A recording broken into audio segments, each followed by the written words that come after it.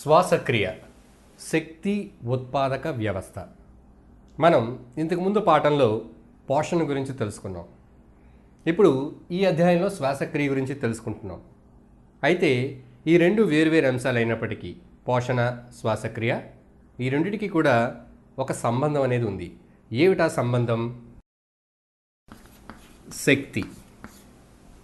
మనం శక్తి గురించి ముందు పాఠంలో తెలుసుకున్నాం. పోషణలో మనం ఆహారం అనేది శక్తి కోసం తీసుకుంటున్నాం. ప్రతిదినం మనం వివిధ రకాల చర్యలను చేయాల్సి ఉంటుంది.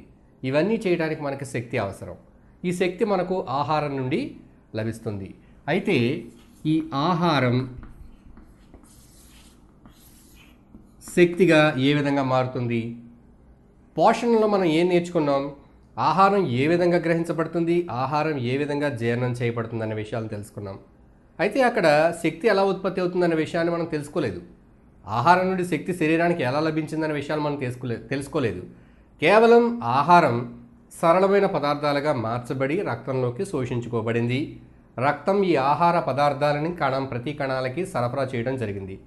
అయితే ఇప్పుడు ప్రతి కణాలు సరళమైన ఆహార పదార్థాలు, పోషక పదార్థాలతో సరఫరా చేయబడ్డాయి. అయితే మరి శక్తి ఎలా ఉత్పత్తి అవుతుంది? ఈ సరళమైన పోషకాల నుండి శక్తి ఏ విధంగా ఉత్పత్తి అవుతుంది?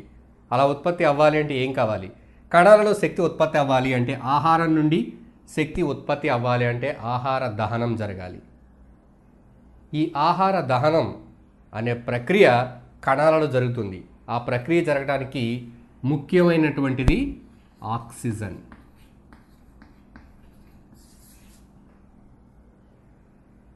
ఆక్సిజన్ సమక్షంలో, గాలి సమక్షంలో ఈ ఆహారం అనేది, ఆహార దహనం జరిగి శక్తి అనేది ఉత్పత్తి అవుతుంది. అంటే మనం శక్తిని పొందాలి అంటే మనకి ఆహారంతో పాటు గాలి కూడా అవసరం. ముఖ్యంగా గాలిలో ఉండే ఆక్సిజన్. ఈ అధ్యాయంలో మనం ఈ శ్వాసక్రియ గురించి తెలుసుకోబోతున్నాం. పోషణలో ఏ విధంగా అయితే ఆహారాన్ని గ్రహించడం దగ్గర నుంచి ఆహారంలో ఉండే పోషకాలను శోషించుకోవడం వరకు నేర్చుకున్నామో, ఈ శ్వాసక్రియలో కూడా గాలిని గ్రహించటం, శరీరంలోకి గాలి ఏ విధంగా వెళ్తుంది, వెళ్ళిన గాలిలో ఉన్నటువంటి అవసరమైన పదార్థం ఆక్సిజన్ ఏ విధంగా శరీరం లోపలికి తీసుకొని పోబడుతుంది, కణాలకు ఏ విధంగా సరఫరా చేయబడుతుంది. అంతేకాకుండా కణాలలో ఈ ఆక్సిజన్ ఆహారంతో ఏ విధంగా చర్య జరిపి శక్తిని ఎలా ఉత్పత్తి చేస్తుంది అనేది కూడా మనం తెలుసుకుంటున్నాం.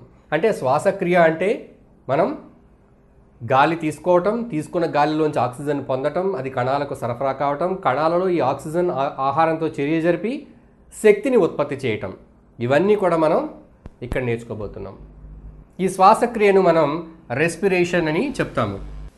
రెస్పిరేషన్, ఈ శ్వాసక్రియను ఆంగ్లంలో రెస్పిరేషన్ అని చెప్తున్నాము. ఈ రెస్పిరేషన్ అనే పదం రెస్పైర్ అనే లాటిన్ పదం నుంచి ఉద్భవించింది. రెస్పైర్, రెస్పైర్ అంటే పీల్చడం అని అర్థం.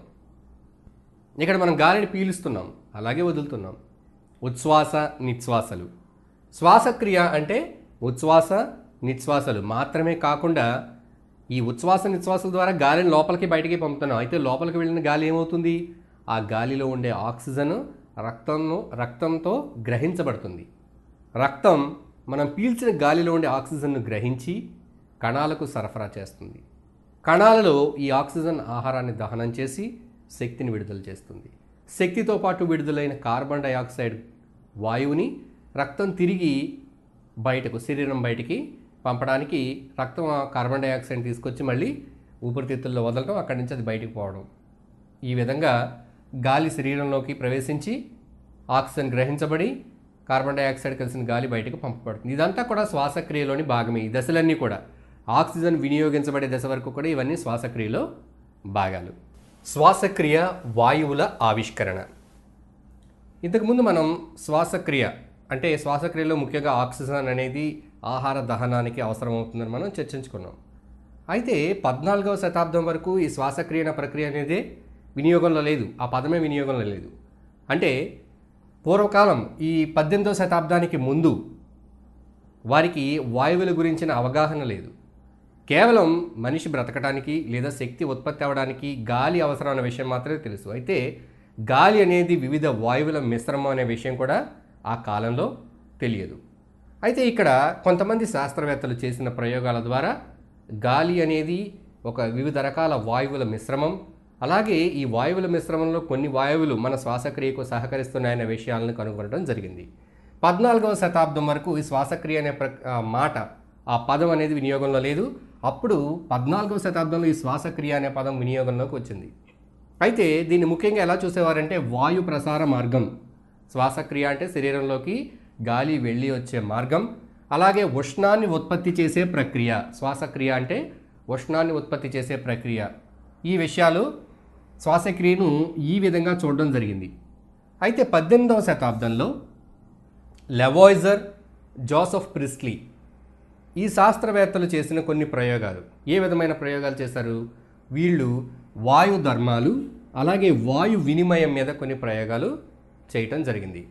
ఈ ప్రయోగాల ద్వారా శ్వాసక్రియలో జీవులు బతకడానికి, అవి శక్తిని పొందడానికి వినియోగించుకోబడుతున్నటువంటి వాయువులోని భాగం ఏంటో అది తెలుసుకోబడింది.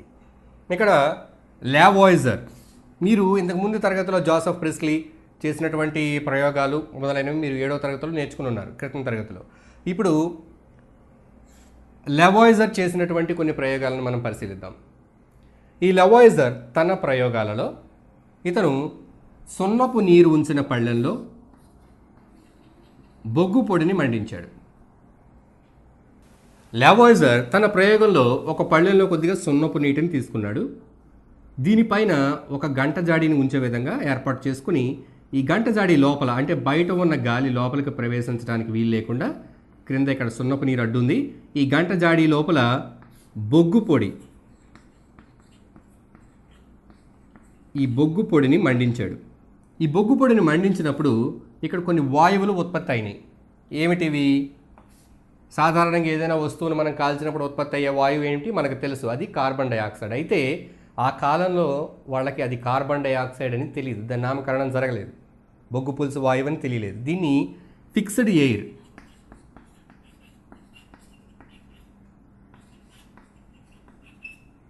ఫిక్స్డ్ ఎయిర్గా పేర్కొనడం జరిగింది.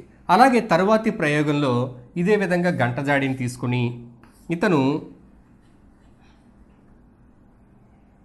తర్వాతి ప్రయోగంలో లెవాయిజర్ ఇదే గంట జాడీలో కొద్దిగా ఫాస్ఫరస్ను తీసుకొని మండించడం జరిగింది.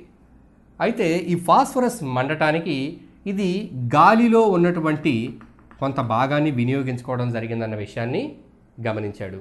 అయితే గాలిలో ఉన్నటువంటి భాగం ఏదైతే వినియోగించబడిందో అదేమిటో లెవాయిజర్కి తెలియనప్పటికీ అది మండడానికి, అంటే దహన ప్రక్రియకు గాలిలో ఉండే కొంత భాగం వినియోగించుకోబడుతుంది అనే విషయాన్ని తెలుసుకోవడం జరిగింది.